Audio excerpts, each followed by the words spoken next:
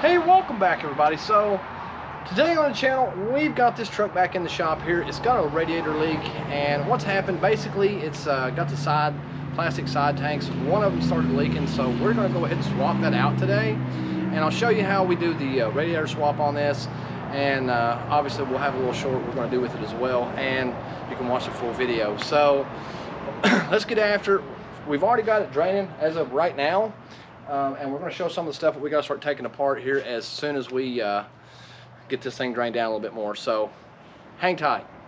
All right, so this is the issue we run into on a lot of these old Fords like this is the bolts here on the thermostat housing are starting to corrode or have already corroded. Sometimes they rust into and they actually break off. I don't think this one is actually to that point yet because it's only had 53,000 miles on the engine, but at the same time it does come across it does come out very hard sometimes, and it takes a lot of effort to get this out, and that's why I've got some heavy blaster and just kind of take it slow and ease them out. If you try to force it, they will undoubtedly break. So that's something to keep in mind when you're doing this. And other way, you know, if you put an impact on it, more likely it's going to snap it off. So you're better off using your hand, trying to judge it as much as you possibly can. Like I said, just slow, even torque, and it should eventually start to ease out. You may fight it for a little bit, but if you don't and you try to speed it along, it will literally break off, and then you are into a serious problem with these. So let's sit here and wait for this to soak in a little bit, and we'll get on it and get to the next. So hopefully we'll get this out here shortly.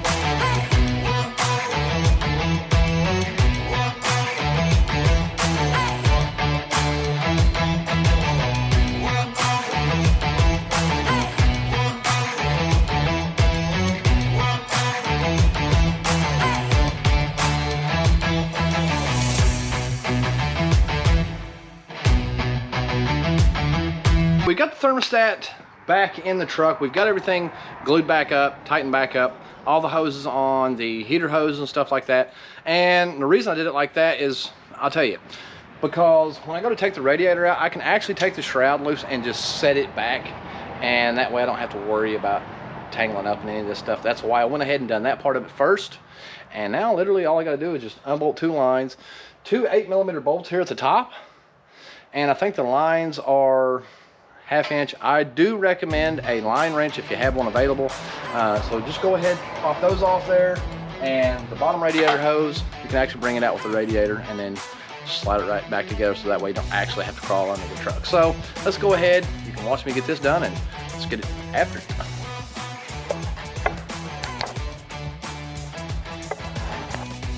All right, so we've already got this line down here loose on the radiator hose itself.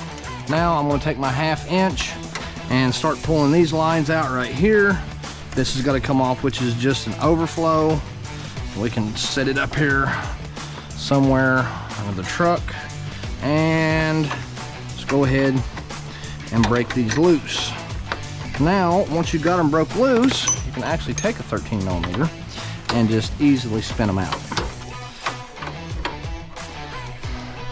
Now these are transmission cooler lines, so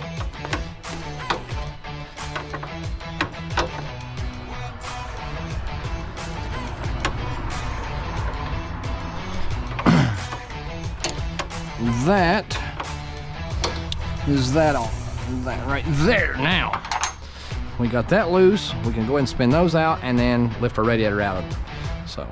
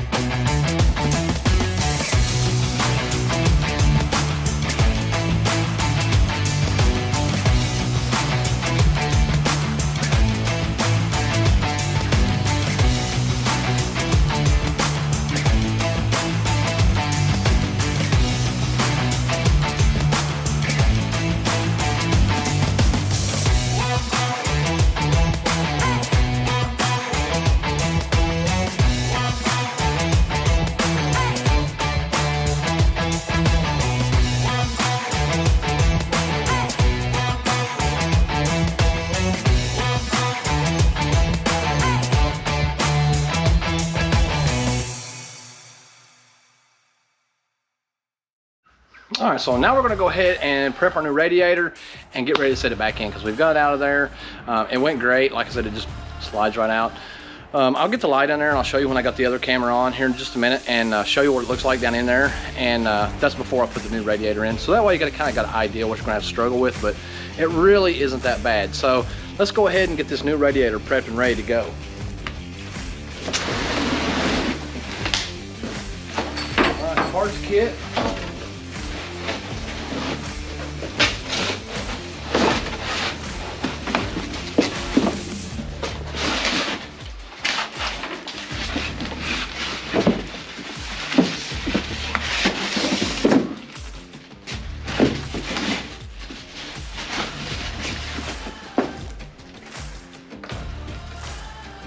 All right, now you do want to remember, you will need your little adapters that come with the radiator for your transmission line. And that is these 2 little brass pieces right here. So we'll get them in there, and it goes over here on this side right here. We just thread them in gently. There you have it. But before you do that, I am going to put a little bit of Teflon tape on these, so hang tight. Okay, so I am going to go ahead and get some Teflon tape on this right here. Like I had explained, this is how I normally do it. I just wrap a little Teflon tape around it, like so. Pop it off, and then I start to screw it in. Screw it in like that, and then I just tighten it down with an 11/16. You know, like I said, these fittings are, if you look down inside of it there, it has a little sealing nipple to where you don't have to use any kind of sealant or anything on the transmission lines themselves. So that's kind of why we do that. All right, feels like it's pretty tight. Now, you do want to be careful when you're tightening these down, honestly, because if you're not careful, you can bust the plastic tank if you over tighten them. I know there's fittings in this tank already, but if you apply too much torque, it will separate right here and crack. So let's be careful when we go to do that. And like I said, these replacement radiators are not that cheap, but nevertheless, they may not cover it if you take it back and say, hey, look, I busted this because I over tightened it. But anyway, that's where we're at on this. Now let's go ahead and start setting it back in the truck. Put our Teflon tape away here. All right. Get back in here. Oh, come on.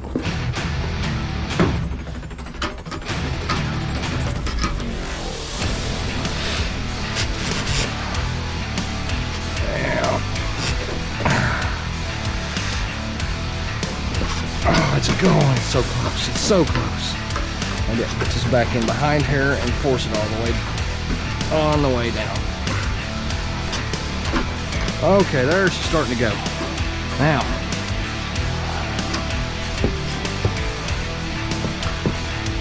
get it in here, snap it through, adjust it a little bit.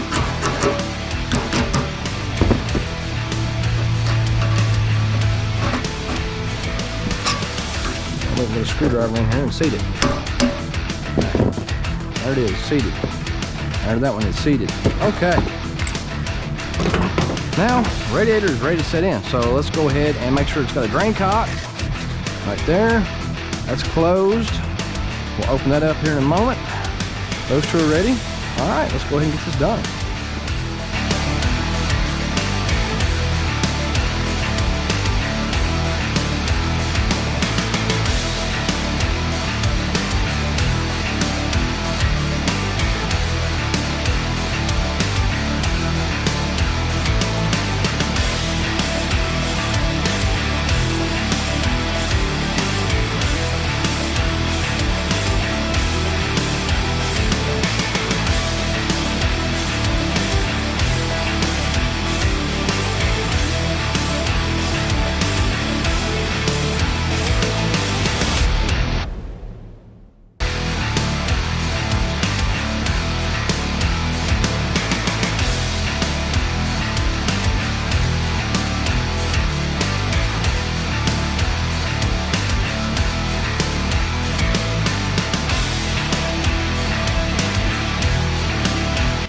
Alright, so now what we're going to do first, we're going to go ahead and put 1 gallon of coolant in and 1 gallon of water.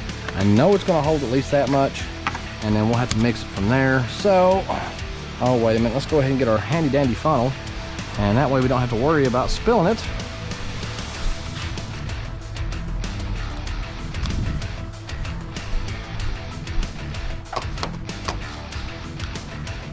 Alright.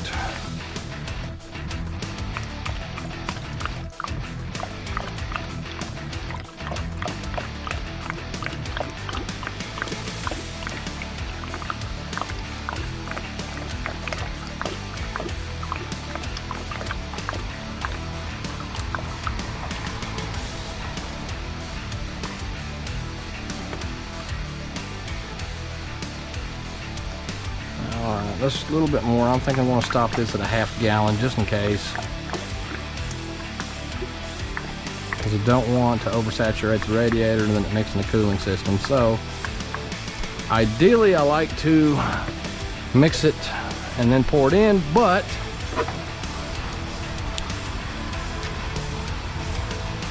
I don't have any spare jugs at this minute, and you guys might not either. So this is how we do it. And yes, I am using distilled water when I fill up the system.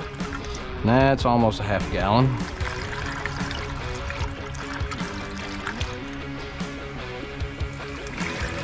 And I will pour the remainder in this right here.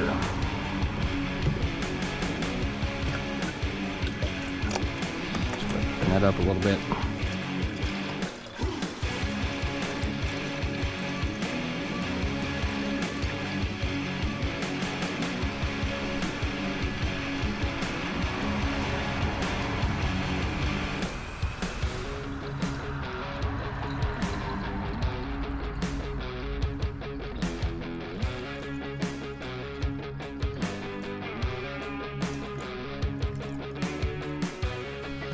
Alright, so there's a little bit left in that, but that's good enough. I'll put the lid on it. A little shake. And then it'll finish as we pour it the rest of the way in.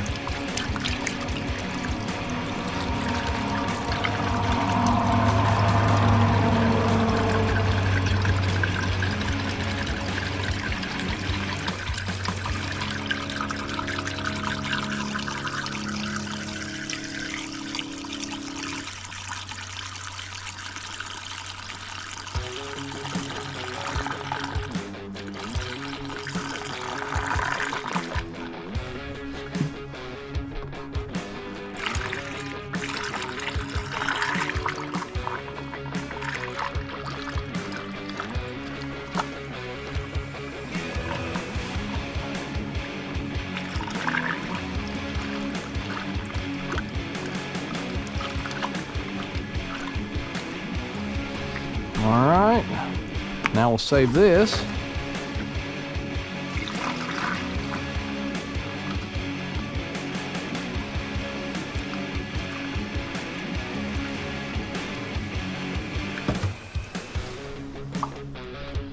All right, now in essence we have 2 gallon. Now let's go ahead and mix up the other gallon in this jug, and then we can fill it on up, and we are almost. All right, now this is our 3rd gallon of coolant.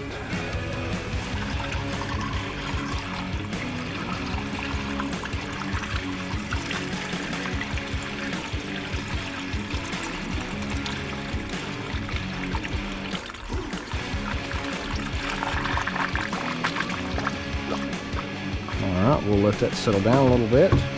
Now we can start inspecting everything for leaks. All right.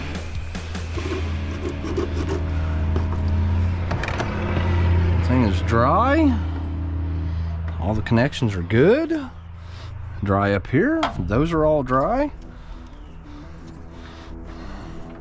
All right.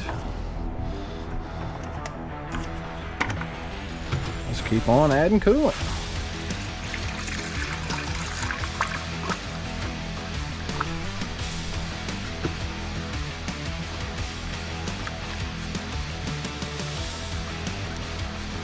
Now we're starting to get to the point of where it might be starting to get a little full.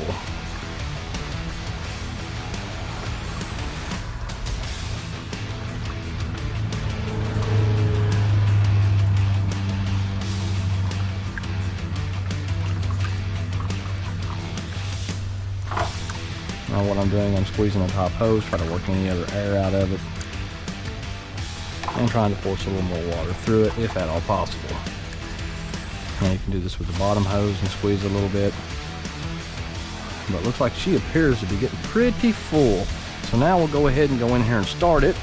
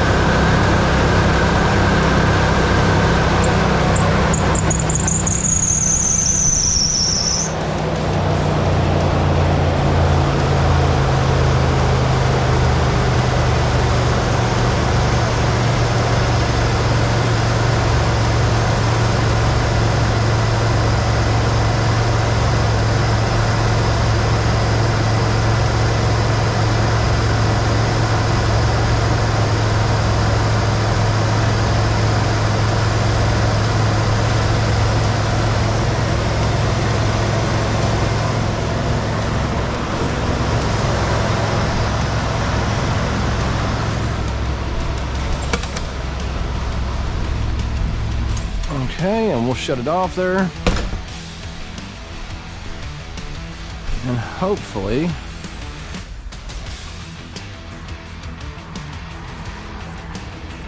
yeah, it's just going a little bit more. Yeah, it is messy. You're going to lose some coolant, folks, but it's nothing to worry about. It is completely normal. And you can sit there and watch the air bubbles come up in it. So that is part of it. Now what I'm going to do is I'm going to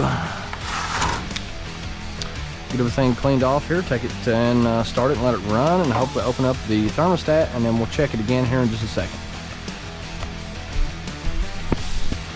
Alright, so that's how we get the radiator in these old Fords.